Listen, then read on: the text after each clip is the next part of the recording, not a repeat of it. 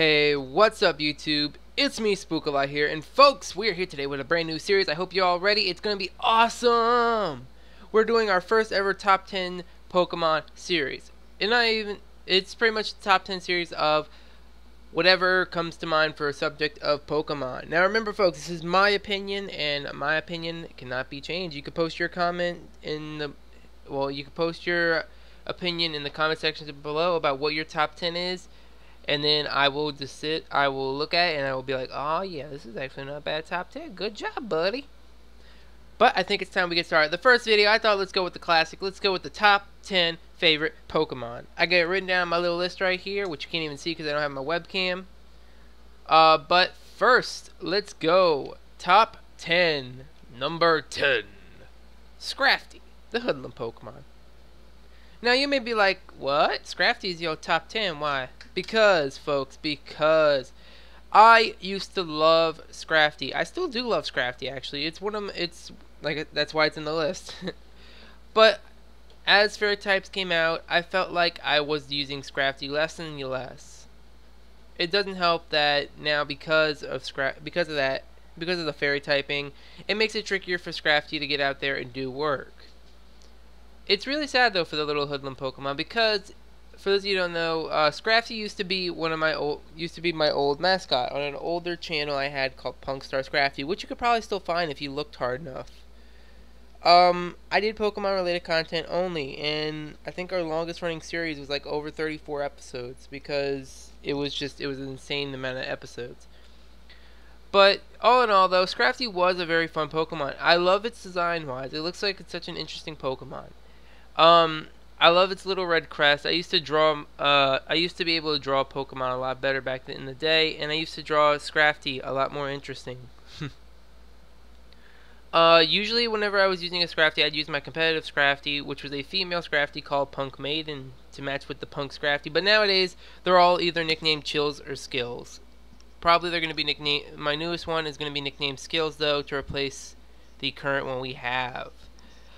Interesting things about Scrafty include its amazing defenses, by the way, folks. Like, you figure, oh, it's an attacker probably because it's a fighting type. No, actually, it's got only 90 base attack and 115 in defense and special defense, which means this Pokemon is designed to eat a hit and then throw it back at you. So that's why Scrafty is our number 10 slot. Not really a ton of interesting stuff about it, but yeah. Number 9. Number 9, weirdly enough, is a Pokemon you probably wouldn't expect, folks. It is Goodra, the dragon Pokemon. 1 second, folks. Actually, let me bring up Goodra's page. I had them all written down, and then I forgot to bring them up. So, Goodra. There we go. Goodra, the dragon Pokemon. Now, you may be shocked to find out that Goodra is so high up on the list, because a lot of folks, especially from the live streams, are like, but you always love Goofy Goober. You bring her up all the time, and she's always used in our battles. She's usually used at least once every time we do a battle stream. And I'm like, yes, fair point and all that, but there are reasons I don't particularly care for Goodra. I love Goodra as a Pokemon. Design-wise, not so much. I think it's an adorable creature. Don't worry. Don't get me wrong about that, but I feel like it's missing something. If it had, I don't know what it is. Maybe it doesn't have like the tiny wings like Dragonite. Maybe it's just, I don't know what it is. There's just something about its design that bothers me. And I can't figure it out off the top of my head. Even by looking at the image right now, I can't tell what bothers me about it. All in all, though, I love using Goodra competitively. Goofy Goober, like I said, is our competitive Goodra. She's powerful as could be. She's eaten up hits before like it's nothing. She's lived on 1 HP, 3 HP, and been able to do the revenge kill just in time for it. But it's just, I don't know. There's just something about her that made me put her at number 9 on the list. So, folks, yeah, that's pretty much why Goodra's on top of the list, is I can't figure it out. So let's get on to number 8. Number 8. Number 8 is Kecleon. Kecleon, the chameleon Pokemon. Actually, wait, let me pull it up so I could be more specific here for you, folks. Kecleon. Not Kecleon. God, folks, I really should have had these all programmed from the start. There we go. Kecleon, the color swap Pokemon. Now, weirdly enough, I loved Kecleon ever since it was introduced in 3rd gen because it was always such a little interesting Pokemon. I, for one, love chameleons, folks. They're one of my favorite animals. And, I always thought it was interesting whenever I realized they made a chameleon Pokemon. What made it really interesting is when I saw the anime when it was first introduced. It was introduced fighting Pikachu in a... I want to say it was in one of the Pokemon League battles. For Johto. The trainer was from Hoenn and brought a Hoenn team of Pokemon and brought a Kecleon. And Kecleon fought Pikachu and actually, I think, almost beat Pikachu before getting taken down by a Thunderbolt. But as to why I like using it nowadays, it's because it gets protein, which for those of you who don't know is why Greninja is banned to Ubers in the Smogon tiers. But because of Kecleon's lackluster speed and ability, its speed, it's not really. It doesn't have any way it's gonna get to Ubers like that. Because with 40 base speed, it's not gonna be able to do much. But with 120 special defense, 70 defense, it's got decent bulk. With an attack of 90, it can't do a ton of stuff, but it can play a role pretty nicely. It also gets access to such an interesting array of moves, folks. It gets access to Skill Swap, Wonder Room, all stuff that it can use to support its team and support itself to the point where it could fight. I personally love Kecleon, and it is actually one of the star mons on our VGC team. So that's pretty much why Kecleon is number 8 on this list. Number 7. Number 7 is Slurpuff, the Mini-Grow Pokemon. I don't know what the hell that is. Probably me will spell it out in the chat for y'all. It's probably like a dessert or something like that. But weirdly enough, folks, the whole reason Slurpuff is on this list is because I decided I was going to try it out once when I saw what its shiny looked like. For those of you who don't know, shiny Slurpuff looks amazing compared to the original. Also interesting enough is the way you run a Slurpuff. It actually taught me about how you're usually supposed to run a Hawlucha or even a Sceptile, because they have Unburden. Mix that Unburden with the belly drum that Slurpuff can get from egg breeding, and you have got a destructive little creature. It's a powerful Pokemon, and I actually love using it. I've used it before. As you know, our current Slurpuff is our shiny Slurpuff, Munchies, who usually helps us out in battles. It rocks the belly drum citrus set, so it can get its Unburden, which for those of you who are newer to Pokemon, Unburden if a Pokemon uses its item, like say it eats a berry or its Quick Claw pops or something like that, then it gets to double its speed. So that means, folks, it goes from having a base of 72 without investments to 144. That is stupidly fast, and it's an amazing thing to see. Alright, folks, sorry about that.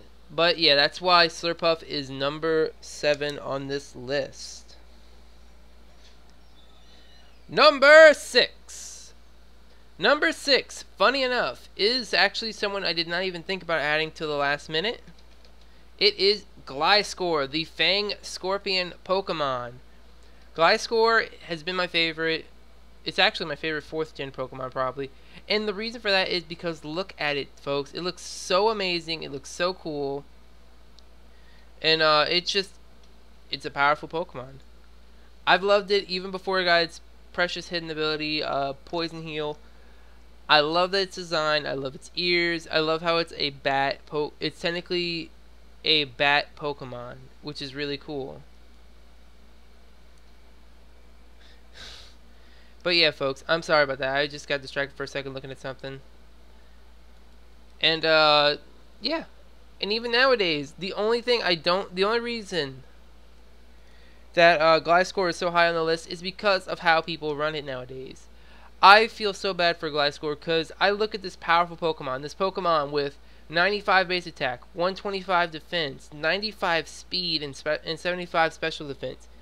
Such a decent mon with such decent stats, and so many people do the same exact thing with it. They run Toxic Heal. They run Toxic Heal holding the Toxic Orb. No, they run Poison Heal holding the Toxic Orb, rocking Toxic, Substitute, Earthquake, and Protect. They run stall sets. And as you probably know, if you've been to my streams before, I hate stall sets with a passion, because that does not... You're not showing what a Pokemon can do. You're just literally taking advantage of its bulk to win to make a person rage quit, which is really stupid in my opinion. Now, don't get me wrong, if you piss someone off enough to where they rage quit with hacks like, oh, I don't know, one-hit KO moves or stuff like that, I'm alright with that. That's not bad, because, let's face it, that's the game. But if you're just going to stall someone out the entire battle, then what the hell's the point? That's why, personally, my Gliscor I run, which is Protobat, the Gliscor, which, fun fact, folks, is my first ever 6IV'd Pokemon I ever bred myself. It rocks Poison Jab, U-Turn, Earthquake, and Knockoff. It runs the Pivot set, so it can get in, do some damage, and switch out to help the team, and cripple some powerful Pokemon on it. But yeah, that's why Gliscor is number 6, because people spam. Well, people will stall out. Number 5! Number 5, folks, is Bayonet, the Marionette Pokemon. And I'm bringing it up real quick, folks, sorry. Bayonet, there we go. Sorry. Next time, folks, I'm probably going to have all these up in the thing so I can see it. But Bayonet, the Marionette Pokemon. I love Bayonet for the same reason I love Sableye, and the fact that Ghost type is one of my favorite types of Pokemon. Well, actually, no, Dark type is one of my favorite types, but Ghost is my close second. I also love Bayonet for personal reasons, and the fact that, if you don't know already, folks, I'm from Louisiana. I'm from New Orleans, the city of the dead, where we take full pride in our voodoo heritage and all of our evil, spooky stuff that goes on around here. And Bayonet just reminds me of why I love our city, because it's technically a voodoo doll. It looks like a voodoo doll, it acts like a voodoo doll, and so many people have done pictures and paintings of it with voodoo doll-like qualities, sticking needles in itself, causing damage to itself to hurt its owner, and it's such an interesting mon. Now, when it got its Mega Evolution, too, I was actually very excited for that, because it looks like such an interesting Mega Evolution. The fact that Bayonet unzips itself, actually, I have some interesting wording here. Let's see. Being driven to life by a powerful grudge, it keeps its life force safely in its body by means of its mouth zipped up. If unzipped, it will lose all of its energy. It lays curses on others by using its body as a voodoo doll and sticking pins into itself. So there's actually in the biology section of Bulbapedia telling us that. I love it. It's such an interesting mon. It's so cool, and it's so fun to play with, because it's such a powerhouse. With 115 base attack, it was okay. But when it got its Mega Evolution with Prankster, and it got boosted to 165, it is nothing but a monster. It gets priority Destiny Bond too, so it runs house on people, and it's really fun to run. So I know it's not much of a reason, but that is why Bayonet is number 5 in our countdown. Number 4. Number 4, folks, is Raichu. Raichu. Now, the reason Raichu is number 4 is for sentimental reasons. Raichu, folks, was my favorite first-gen Pokemon. It still is to this day. And the fact that I love this Pokemon's design, and I always loved it more than I love Pikachu. I hate Pikachu because Pikachu is just everywhere. And then people are like, oh no, Mega Pikachu. No, Raichu deserves a Mega more than that little yellow furball. But still, Raichu, I love its little design. I love its little stubby arms with the little brown patches on it. I love how it has little kangaroo rat feet. Which, fun fact, folks, if you didn't know, Raichu, unlike Pikachu, is modeled after a kangaroo rat, probably. Like, I'm 95% sure. Let me check that to make sure. Yeah, kangaroo rat. Which it used to be one of my. It still is my favorite type of rodent. Maybe second to the beaver. The beaver. No, the beaver. But I love this little guy's design. I love its usage because, for those of you who don't know, it gets Lightning Rod as a hidden ability. So does Pikachu, but Raichu is able to take advantage of it better. because Pikachu versus Raichu, I prefer Raichu, even if, oh, Light Ball Pikachu is so much better. I don't care. I still love Raichu as a mon. It's got 110 speed, so it matches Gengar, actually. I'm pretty sure. I'm like 95% sure it matches Gengar in this regard, and it's so awesome to use. I love personally using it, and I personally can't wait for whenever they decide to bring Mega Raichu to the stage. Number 3. Number 3, folks, is actually an interesting mon. Actually, no, it's not. It's just, I'll say right now, folks, these top 3 are the mons that were gonna be my mascot, and they probably still will be at some point for our channels. As you know, if you could probably guess what number 1 is from that little hint. Number 3 is Heliolisk, the generator Pokemon. Now, back in 2013, 2014, around that area, actually probably like right at January 2014, because that's when my channel started, I loved using Heliolisk because this is around the time X and Y was out. It was so much fun to play. Heliolisk was one of the Pokemon I was looking forward to getting, along with Aegislash and Malamar. So I actually realized I didn't even add Malamar to this list, and Malamar is one of my favorite Pokemon. So that just goes to show, folks, I have so many favorites on this list that I can't even keep track of them all. But yeah, Heliolisk is modeled after the frilled lizard, which is, again, another favorite animal of mine. I personally loved its design. I loved how it was like it felt like an Australian theme because of the little tribal band things on its legs. Because, let's face it, frilled lizards are from Australia. That's what it was. I love how when it opens up, it looks like a sun. Its frill looks like the sun, which is really neat. And also funny because of how Helios is the Roman god of the sun or something like that.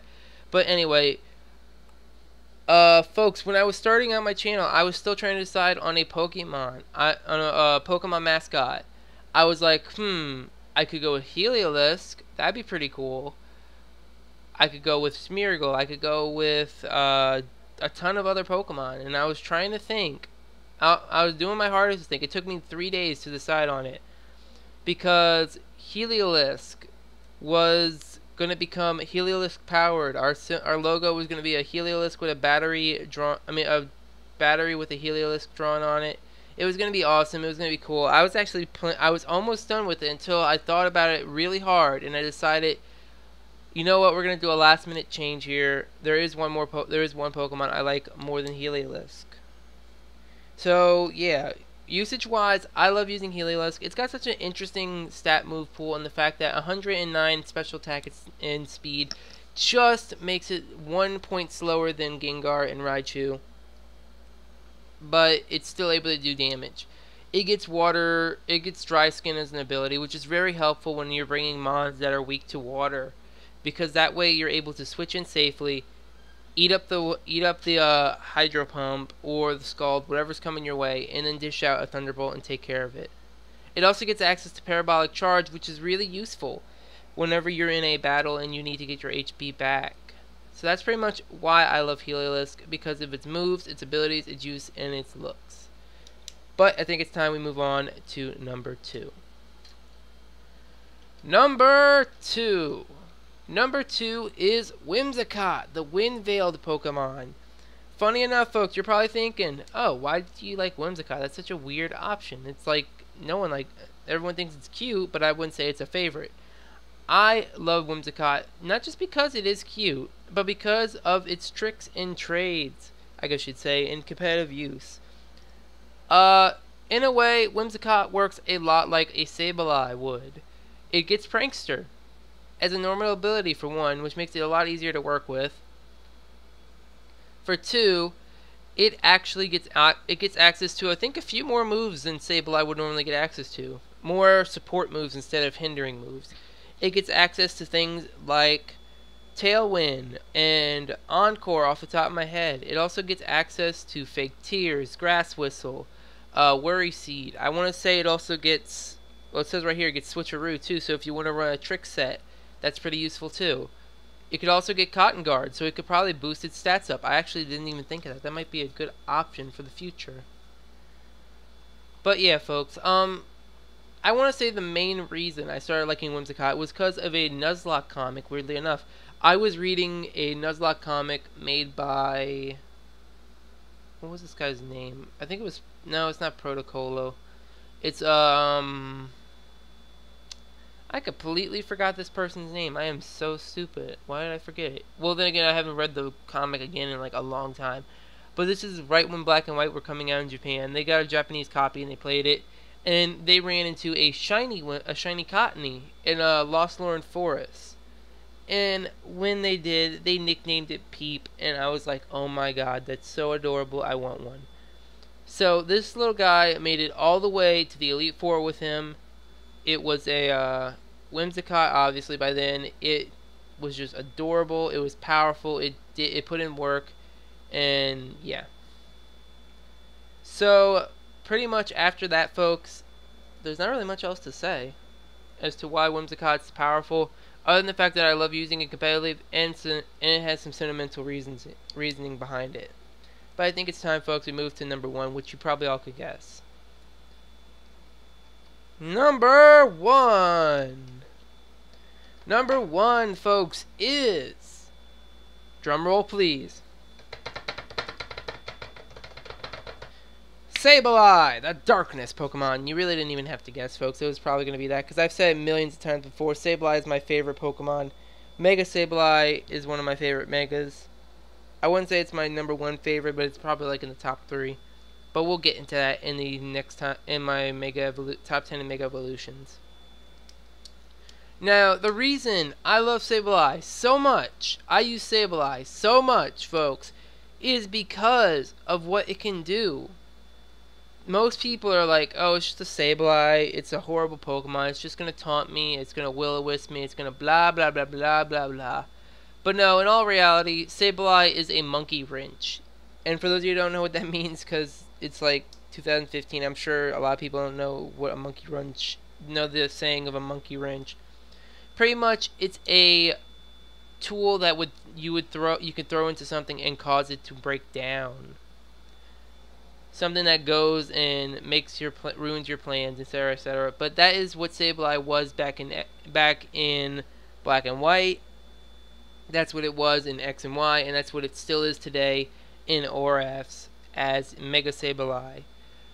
I personally love this Pokemon. I love its design-wise. I think it's adorable and creepy at the same time. I think it could be such a useful mon if given the right footing and the right advantages. It gets access to Prankster, which again is one of my well, I haven't said it, but it's one of my favorite abilities. It's so useful in the fact it gets Taunt, it gets Will-O-Wisp, it gets Calm Mind. I want to say it also gets Mean Look, so you can't switch. It gets Confused Ray. It gets a ton of moves that it takes advantage of in the fight. Not even mentioning things like its egg moves, where it gets Recovery and Nasty Plot, where it could screw you over even more. It's personally one of my favorite little tricks that it can do, and it even gets Trick, funny enough, so you could run something on it and have it trick it off before it could do anything to you. Now, of course, there is a downside to Spookleye. It's kind of frail. It kind of is. With only base, give me a sec, I gotta pull it up. With only base, 65 special defense, and 75 defense, it couldn't really do much. But, given the right EV spread, along with that powerful Mega Evolution that got added on, where it has now 125 defense and 115 special defense, it becomes a monster, and it's destructive and dangerous, and you should never try to fight it. I'm just kidding, though. But still, there are ways around it. Pretty much, you can whittle it down. There's still a trick or two you can take it out with, especially if you have a Fairy type, any kind of Fairy type move, which kind of made me sad when Fairy types were introduced. The fact that Spookleye and Spiritomb lost their almighty, oh, we have no weaknesses trait, which kind of made it sad. But anyway, folks, I think that's the last thing on the list. Yep, that was number 1. So, folks, we're just going to end it off here. If you did enjoy this little top 10 video, I would love it if you go hit that like button. It shows you appreciate the content, you want to see more, And folks, if you want to follow along on the channel so you can get your daily dose of Pokemon or Minecraft related content, then just go hit that subscribe button, be a part of Spooktown USA, and have an amazing day.